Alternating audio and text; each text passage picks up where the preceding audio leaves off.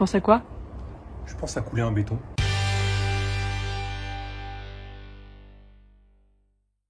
Salut, c'est Mathieu de l'Atelier de Passion du Bois. Bienvenue dans cette deuxième vidéo sur mes travaux. Alors, la finalité, c'est de refaire ma cuisine, mais au passage, quelques impacts sur la buanderie et dans les toilettes à côté. Donc, si vous ne l'avez pas vu, je vous invite à aller voir la première vidéo que j'ai faite sur le démarrage des travaux. Et puis, voilà, c'est parti, on attaque la suite des aventures.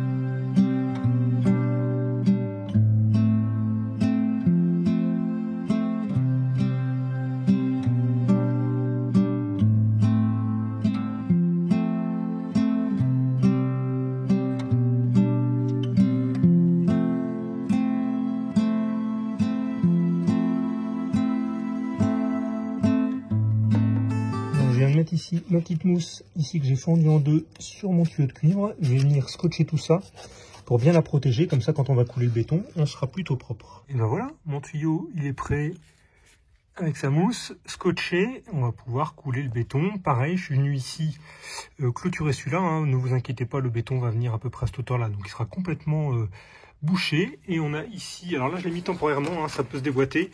Mais ça me permettra de le refixer au mur une fois que j'aurai fait mon enduit.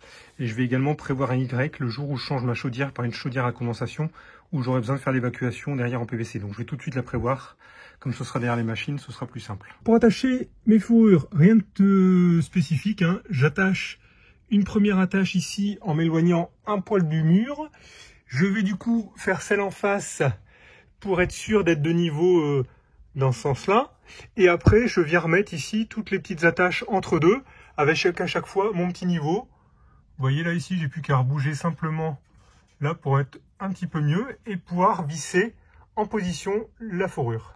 Alors, il y en a qui se posent peut-être la question de pourquoi on doit mettre des fourrures comme ça et pourquoi on ne vient pas finalement coller notre placo directement sur les solives. Bah, déjà, ça évite de faire des rainures comme ça pour passer les câbles, puisque tout peut passer du coup entre les solives et les fourrures. Et puis, ça permet surtout d'avoir quelque chose qui est désolaridisé du bois et que le plafond, lui, ne puisse pas être impacté si quelqu'un marche trop fort là-haut. Alors moi, c'est pas de souci puisque c'est une toiture plate en extérieur, mais que ça fasse sauter toutes les joints des plaques. Ma technique, attention, je dis pas que c'est ça qu'il faut faire, hein. Une fois que j'ai posé ma première fourrure, je viens mettre ici ma cornière, donc en m'appuyant dessus, et je viens poser mon niveau pour la mettre complètement droite. Alors du coup, j'ai cette fourrure là qui est bien de niveau, j'ai ça perpendiculaire avec la cornière qui est bien de niveau, et je vais pouvoir, donc une fois que j'aurai fait cette cornière, la même chose de l'autre côté, venir directement poser mes fourrures dedans en étant reposé, ce qui me permettra de mettre tranquillement mes petites suspentes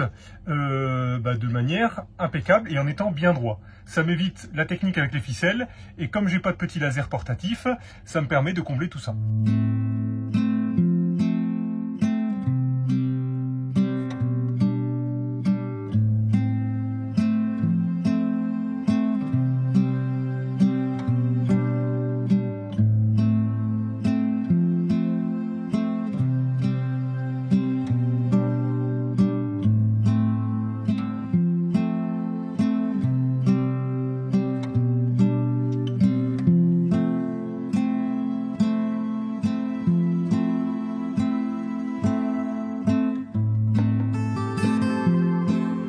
En enlevant le carrelage de ce mur-là, on s'est rendu compte que le lambris reposait dessus.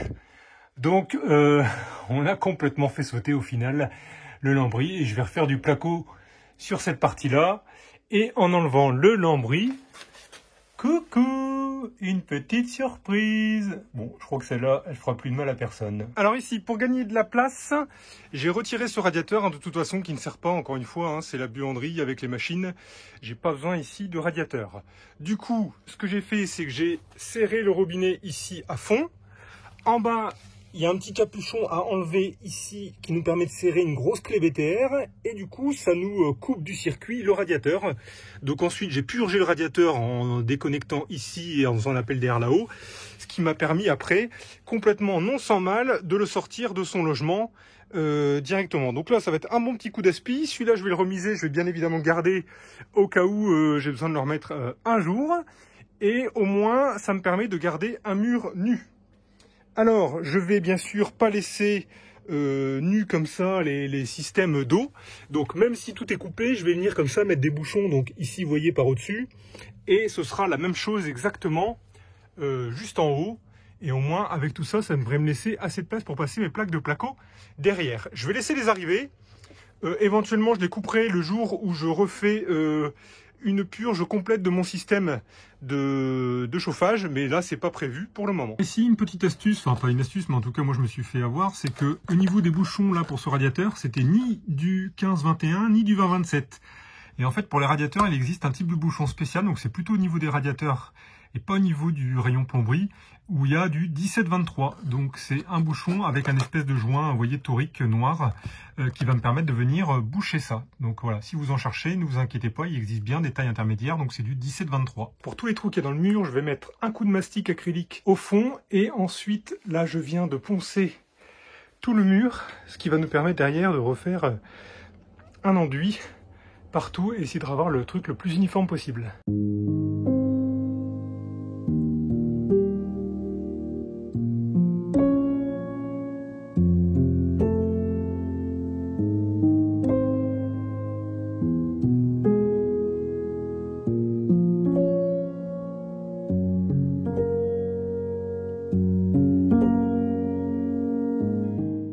Ici, vous voyez le mur, ça c'est le mur initial de la maison, et en fait, je pense qu'à l'époque, ils sont venus faire toute une cloison en plâtre tout autour.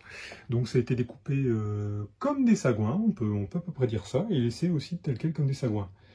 Donc ce que je suis en train de faire, c'est de bourrer tout ce que je peux. Alors je fais avec ce que je peux, donc là j'avais des vieux restes de laine de verre, donc je bourre ça, et après je vais venir compléter tout le long comme ça, au map, pour me refaire le mur comme je peux, mais ça m'évite au moins de gaspiller du meuble dans tous les sens, de boucher un petit peu en amont. Et après, je viendrai pouvoir renduire tout ce mur-là. Alors, bien évidemment, ne me faites pas dire ce que j'ai pas dit. Je suis en train de bourrer avec de la laine de verre ou laine de roche. Je pourrais faire ça avec du papier ou n'importe quoi. Le but du jeu, c'est de pas mettre trop de map. Bien évidemment, je ne cherche pas à avoir une partie isolation avec ce que je vais mettre là-dedans, parce que de toute façon, compressé comme c'est et mis comme c'est mis, ça ne sert strictement à rien. Donc ça n'a encore une fois pas pour but d'isoler, mais juste de bourrer le trou pour mettre le moins de map possible.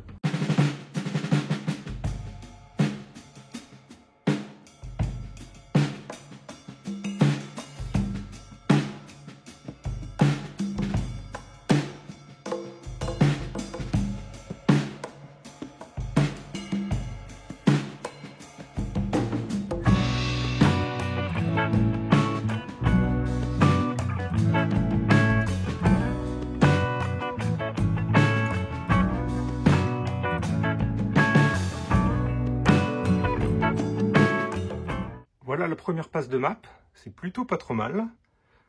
Vous voyez là, jusqu'en bas. Du coup, on va bien laisser sécher ça, ponçage, et puis après, on pourra faire une passe d'enduit partout.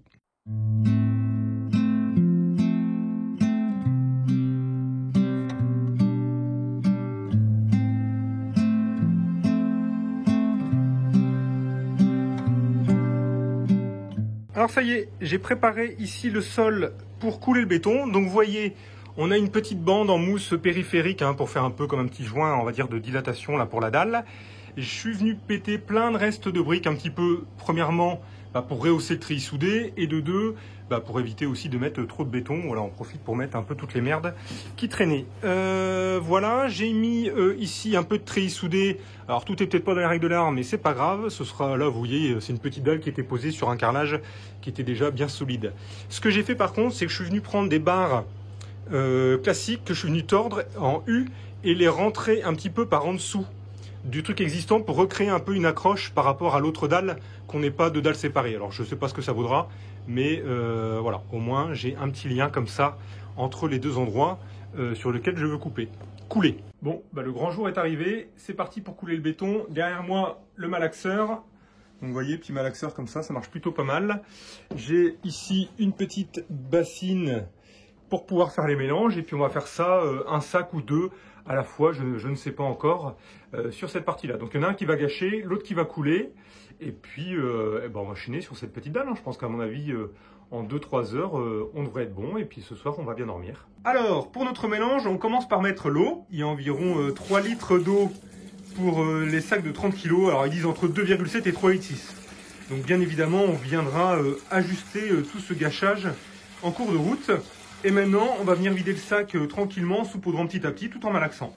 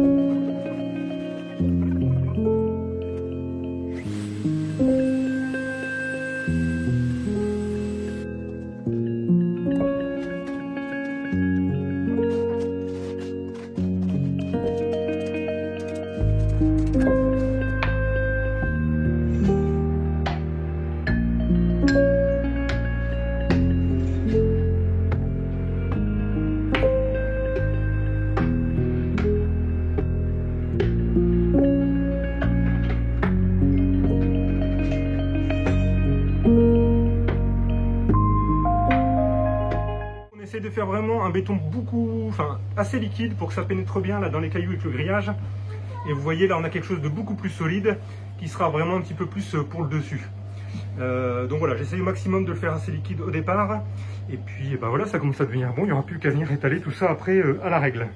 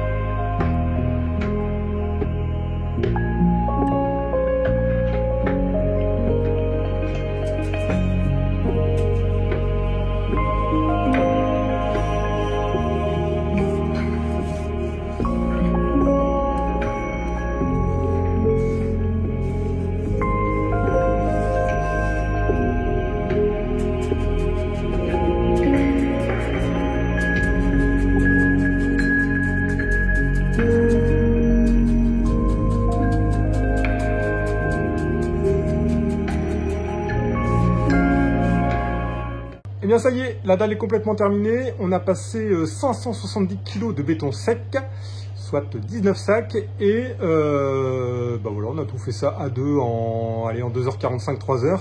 Donc moi je gâchais, et puis derrière, soit mon fils au départ ou après mon père, étalait tout le béton et venait lisser tout ça.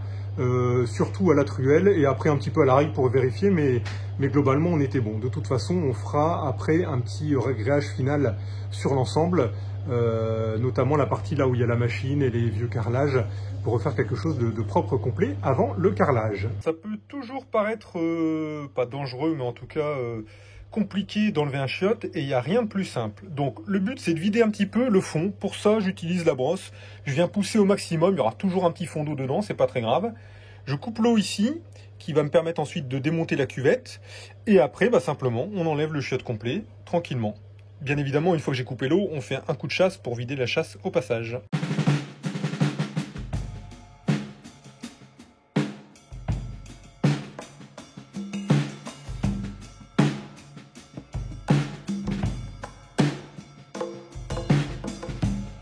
Alors, il y a un abonné qui m'a parlé d'une technique de faire un coup de décapeur thermique pour essayer de décoller tous les collages qui auraient pu être faits sur des trucs en PVC. Bah, écoutez, on va tester.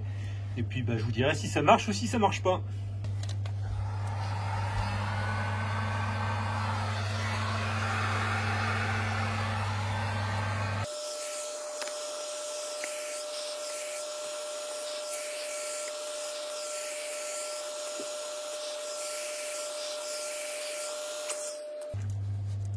Bon, bah, à part me cramer les doigts, ça fait rien du tout. Donc je vais faire ma méthode multitool comme d'habitude.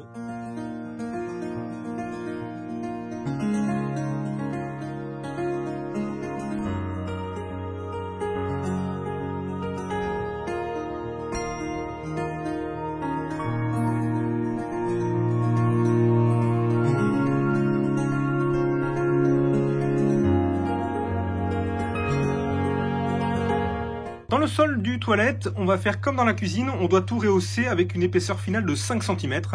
Donc si j'enlève 1 cm de carreau, 1,5 cm de colle, il faut qu'on ait ici un sol rehaussé de 3 cm et demi. Donc pour ça, je vais faire une petite chape fluide. Donc vous voyez, j'ai déjà tracé là au loin ce qui va bien. On va mettre un petit primaire d'accrochage sur la partie carrelage qui est lisse. Pour le reste, vu que c'était une chape ciment, il n'y en a pas besoin. Et on va venir ici mettre une petite barre me permettant de venir couler le ciment à côté. Enfin le mortier plutôt à côté. Donc ce que je vais faire, c'est que je vais utiliser un bout de cornière pour le placo. Et ça tombe bien puisque j'ai pile 3,4 cm d'épaisseur ici. Donc je vais venir la coller simplement comme ça. Ça va me permettre moi ici de venir embuter et de couler complètement l'intérieur en mortier. Et quand le mortier sera coulé, je pourrai ici simplement venir l'enlever, la décoller. Je vais juste mettre un peu de mastic histoire que ça ne coupe pas dans les angles, mais qu'on puisse l'enlever plutôt facilement. Pour créer une bonne accroche ici sur mon carrelage avant de couler ma chape, je vais mettre un petit primaire d'accrochage, tout support. Vous voyez, ça se met surtout comme ça sur des vieux carrelages. Alors encore une fois, mon carrelage, je mets ça là-dessus parce que je sais qu'il est nickel. Si vous avez ici, vous, du vieux carrelage où les dalles se lèvent ou potentiellement ça bouge, vous faites tout sauter et vous recoulez une chape, voire une dalle complète en fonction de l'épaisseur. Pour l'application, ils disent que ça se met au rouleau à laine, mais j'en ai pas, donc on va faire ça au pinceau.